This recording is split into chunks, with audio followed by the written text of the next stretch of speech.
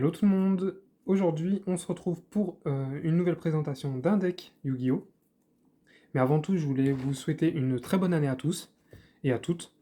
Euh, Vraiment plein de bonnes choses pour vous, plein de bonheur, plein de réussite, vraiment le meilleur. Je voulais au passage vous remercier de continuer à regarder mes vidéos. Ça me fait vraiment plaisir. Je cherche pas forcément à faire énormément de vues, ni, ni à avoir énormément de j'aime, c'est pour ça que je le dis pas. Parce que vous avez remarqué, mais je vous demande pas de vous abonner, enfin, je demande pas aux gens de s'abonner, ni de mettre des j'aime, tout ça, parce que je le fais surtout pour moi. Mais tant mieux si ça vous fait plaisir, et vraiment, ça me touche énormément de voir il y a quand même pas mal de, enfin, il y a quand même quelques vues. Donc voilà. J'en profite aussi pour vous vous présenter, pardon, mon nouveau tapis de jeu que j'ai reçu pour Noël de la part de ma compagne. Vraiment, j'ai été gâté sur ça. Vraiment, ce tapis en référence au royaume des ténèbres. Là, vous pouvez voir l'esprit noir du silence. Euh, Là, vous avez les yeux. Magnifique. J'adore ce tapis et de jouer avec, je vous raconte pas, c'est encore mieux.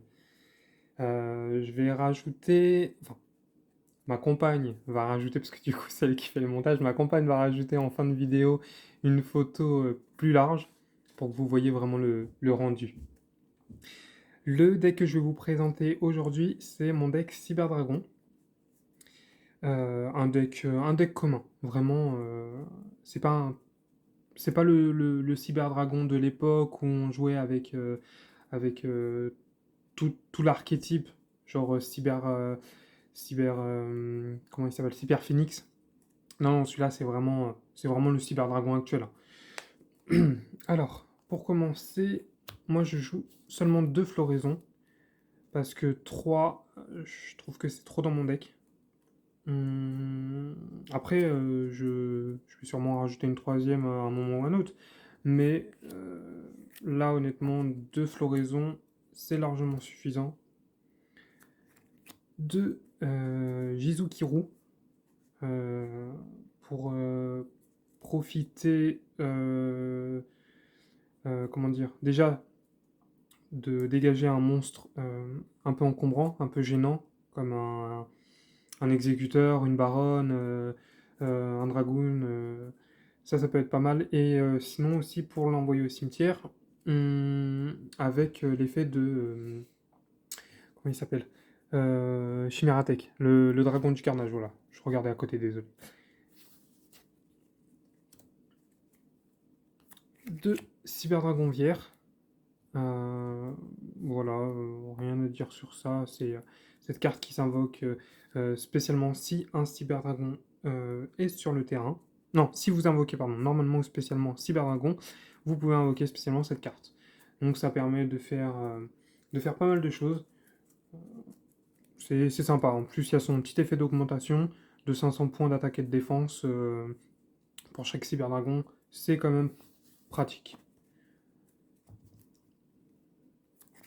Deux noyaux Cyberdragon pour tuto une magie piège cyber, donc cyber chargement, euh, cyber urgence et cyber réparation.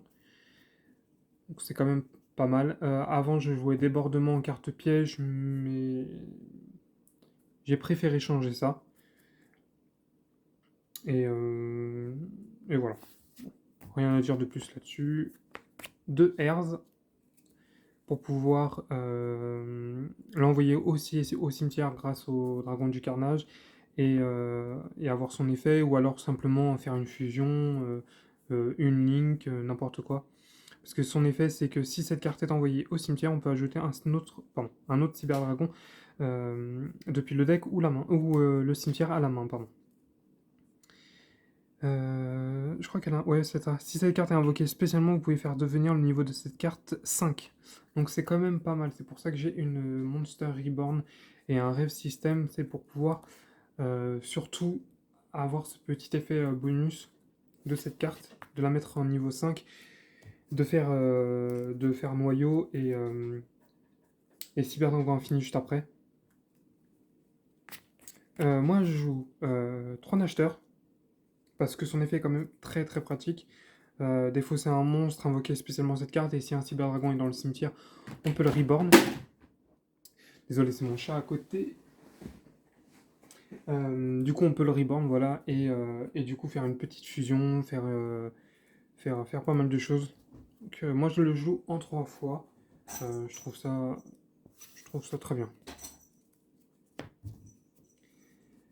Évidemment, 3 cyberdragons.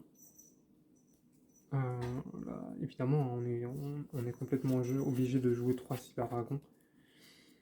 Et moi, pour terminer, j'ai décidé de jouer 3 soldats galactiques. Parce que avant, j'en jouais uniquement 2. Et je trouvais que c'était pas suffisant. Je trouvais que c'était pas suffisant. Donc je suis passé à 3 pour avoir plus de chances de faire justement une X6 de niveau 5. Et je m'en porte pas plus mal. Je trouve vraiment ça pratique. Mais encore une fois, moi, mes decks, je les change très régulièrement. Je, je fais en sorte de toujours pouvoir les améliorer, les changer. Donc, sûrement que j'enlèverai un Vière et que je mettrai une Flo. Voilà. Pour les magies pièges, une appelée par la tombe, une, pardon, une Reigeki, un plumeau de Damarpi, Monster Reborn, une Rêve System, pour pouvoir Reborn Cyberdragon. Lien de puissance. Alors, lien de puissance, c'est compliqué, parce que du coup, j'en ai rajouté une seule, et je me demande des fois si c'est suffisant. Parce que du coup, à côté, moi, j'ai deux... je vais faire ça comme ça. J'ai 2 fusions cyberchargement qui sont très très bien, mais, voilà, des fois je me demande est-ce que j'enlèverais pas une fusion cyberchargement et je mettrais pas le lien de puissance à la place. Euh, Après voilà, le jeu marche vraiment très bien comme ça. Parce qu'en fait, fusion cyberchargement, c'est on invoque par fusion un monstre fusion depuis l'extra deck, qui liste Cyberdragon évidemment, en mélangeant les matériels fusion listés sur celui-ci dans le deck parmi vos cartes sur le terrain et ou vos cartes bannies. Donc en fait, cet effet est très bien, seulement je ne joue pas débordement cybernétique, donc mes cartes Cyberdragon ne sont plus bannies.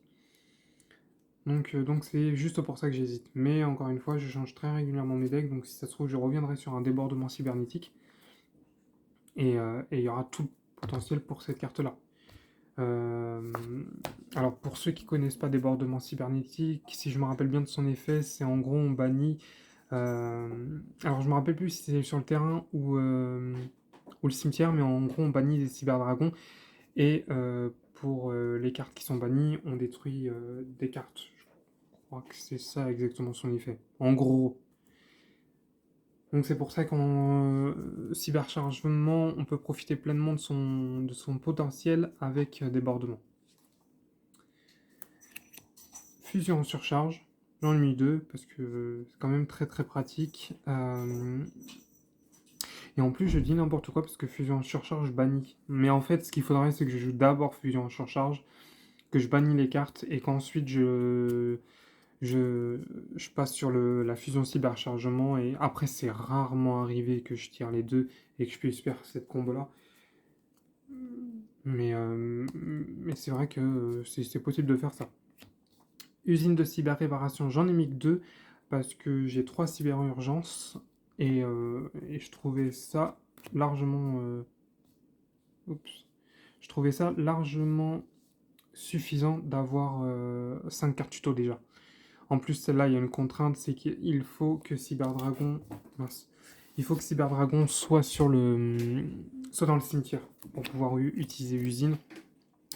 Si Cyberdragon est dans votre cimetière, vous pouvez activer un de ses effets. Si vous avez minimum 3 Cyberdragons dans votre cimetière, à l'activation, vous pouvez activer les deux effets, et les résolver dans l'ordre. Donc le premier effet, c'est qu'on ajoute un monstre lumière machine depuis son deck à sa main. Et le deuxième, c'est on cible un monstre lumière machine dans le cimetière et on mélange la cible dans le deck. Donc c'est vraiment une très très bonne carte, mais en 2, je trouve qu'elle est largement suffisante. Au contraire de Cyber Urgence qui est très très pratique en 3 fois parce qu'on ajoute simplement un monstre lumière machine qui ne peut pas être invoqué, posé normalement, ou un monstre cyberdragon depuis le deck à la main. Donc, c'est quand même mieux comme effet. Et pour les cartes magie, on finit avec 3 machines de duplication qui vont permettre d'invoquer spécialement 2 cyberdragons, 2 gros cyberdragons à 2100 d'attaque. Si on a un monstre machine avec maximum 500 points. Donc si on a noyau, herz ou l'acheteur, on active ça et on ajoute 2 vrais cyberdragons qu'on peut utiliser pour une X6 de niveau 5 ou même une fusion si on veut faire. Pour les cartes pièges, alors moi les cartes pièges, je trouve Cyberdragon très fort, mais en termes de puissance d'attaque, pas suffisamment. C'est pour ça que moi je joue 2 trappes. Je joue 2 trappes parce que même si c'est une très vieille carte, même si c'est vrai qu'il y a beaucoup mieux, trappe fait quand même beaucoup mal. Et 2 vents perdus. Trappe fait quand même très mal. Et vents perdus, encore une fois, je ne m'arrêterai pas de vanter ses capacités. On divise par 2, on annule l'effet, enfin on annule l'effet et on divise par 2. En plus, l'annulation d'effet est définitive tant que la carte est sur terrain, bien sûr. Donc voilà. Je trouve que c'est très bien. Après, comme je vous l'ai dit, hein, je change régulièrement mes decks. Si ça se trouve, je repasserai sur un débordement cybernétique ou alors je mettrai d'autres choses. Moi, je ne joue pas gouttelette, je ne joue pas. Je joue infini éphémère, mais seulement dans mon deck Numéron. Parce que Numéron, c'est un truc qui doit aller vite, qui doit bloquer rapidement. Donc si je l'ai en main, je peux la jouer. Ça me pose pas de problème. Mais Vent perdu, je peux pas la jouer. Je peux pas prendre le temps de la poser tranquillement et puis d'attendre. Voilà. Numéro 1, ça doit aller plus vite. Là, je peux prendre le temps. Et comme je vous l'ai dit, Cyberdragon, même si ça paraît fort comme ça, en termes de puissance d'attaque, c'est pas non plus, un Despia qui est quand même très fort, que ce soit en attaque ou en défense, ou sur un Lich qui peut monter jusqu'à 3005. Euh, un- En plus, moi, sur un Lich, j'utilise Super Cuirassé, donc je peux aller jusqu'à le Super Cuirassé de Juggernaut et le monter jusqu'à 6000. Donc voilà. Ces cartes-là, c'est vraiment pour bloquer, enfin pas bloquer, plutôt vraiment détruire les grosses cartes de mon adversaire en fait. Et je préfère jouer comme ça parce que je saurais pas quoi rajouter d'autre. Honnêtement, je ne saurais pas quoi rajouter d'autre. Pour l'extra deck. Alors l'extra deck, on commence avec un Techno Chimère, tout simplement. C'est une carte fusion qui demande juste d'avoir les matériels. On les envoie au cimetière et puis on fait ça, hein. Et on augmente l'attaque 1000 fois le nombre de cyber. Donc généralement, moi, quand ça m'arrive de la sortir, j'en utilise que 2. Mais si vous avez 3 cyberdragons et que vous n'avez pas les fusions, vous faites celle-là, ça fait une fusion à 3000. Un dragon méga flotte Chimératech. C'est vraiment la petite fusion le, pour utiliser la link de l'adversaire. C'est c'est très pratique. Après, j'ai dit link, mais enfin, du monstre qui est posé dans la zone extra, pardon. Avant, j'en avais rajouté 2, seulement je me suis rendu compte qu'en fait, ça servait à rien parce que c'est les links ils sont pas aussi fréquents que je le pensais. Même s'ils le sont, pas autant que je le pensais. 2 dragons du carnage Chimaratech. J'en avais 3 avant, mais du coup, j'ai rajouté une petite carte récemment. Du coup, j'ai dû en enlever une. Et 2, c'est largement suffisant. Je joue quand même un dragon jumelé. Parce que je me dis, si jamais puissance, fusion, on fait une link. Enfin, on fait une link, on fait comment dire, je fais la fusion avec lien de puissance. Ça peut monter à 5006 avec 2 attaques. Je peux compléter le duel. Donc je la garde sous le coude vraiment s'il y a moyen de la faire.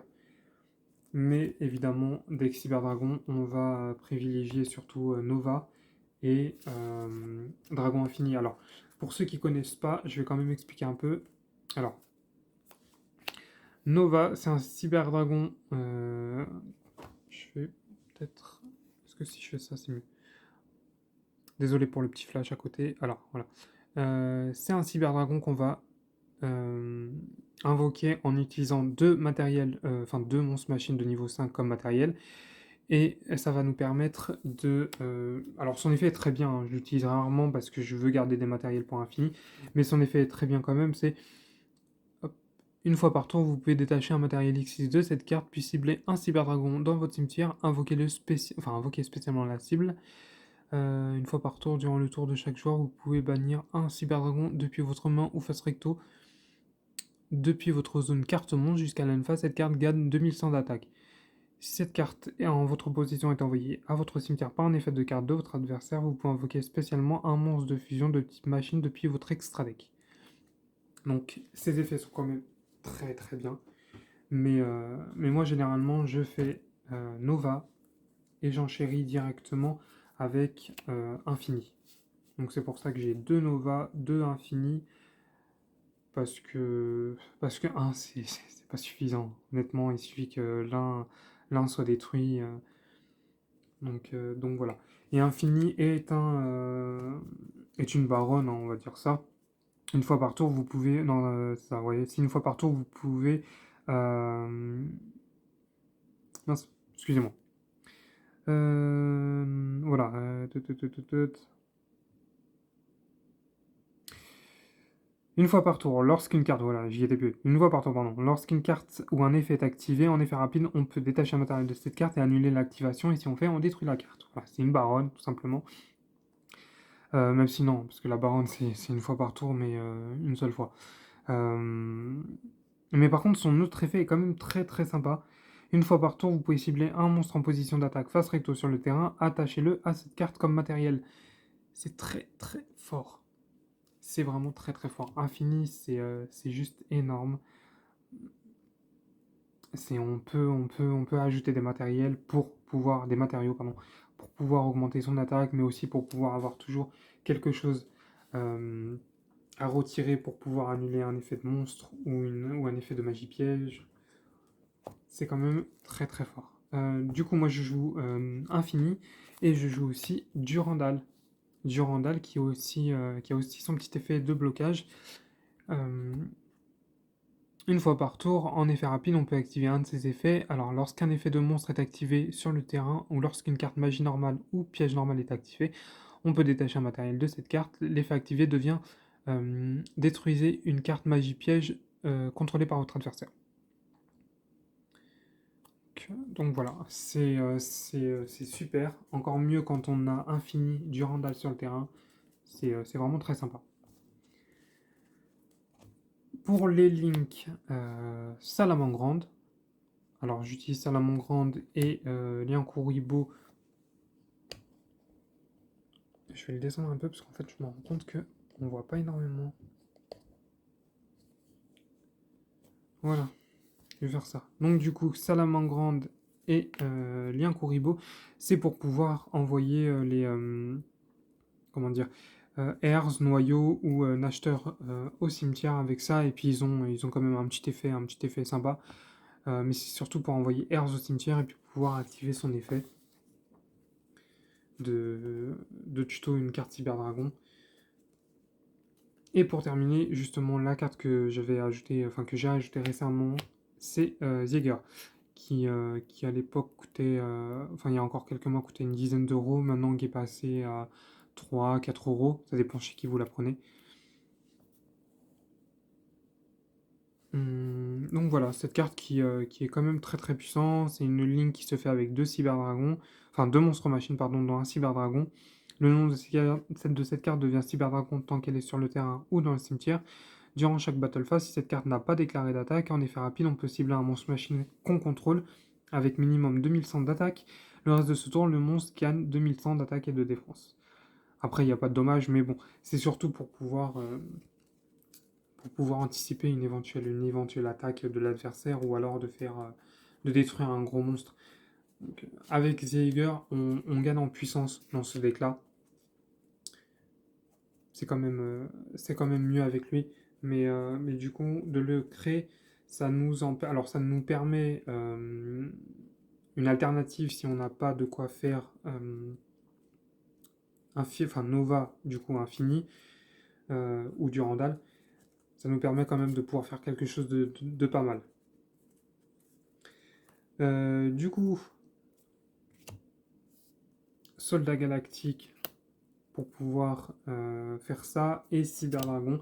Et le deck tourne vraiment autour de ça, autour de cette mécanique d'invoquer justement CXs de niveau 5.